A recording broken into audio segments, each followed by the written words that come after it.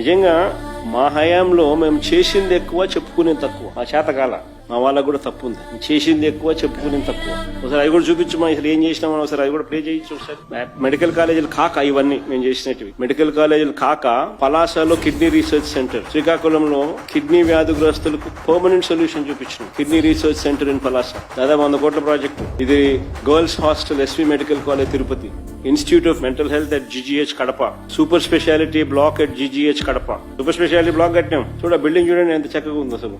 Cancer care centre at GGH Kadapa, RIMS GGH Kadapa undergraduate seats ను పెంచి.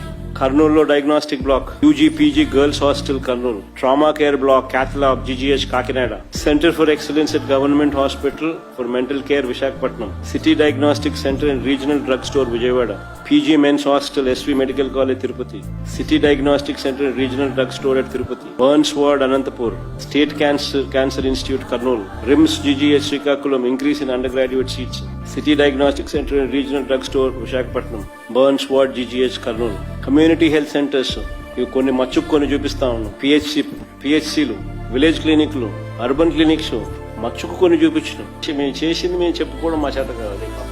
ఇంకా చాలా ఉండాలి. తిరుపతిలో చైల్డ్ పీడియాట్రిక్ సెంటర్ ఫొటోస్, ఇంకా ఐటీడీఏ పరిధిలో కట్టిన హాస్పిటల్స్, ఇంకా ఇవన్నీ ఇంకా చాలా రావాలి. మా వాళ్ళు ఇంకా గేర్లేక ఇంకా ఇప్పటికి కూడా గేర్లేక రాలేక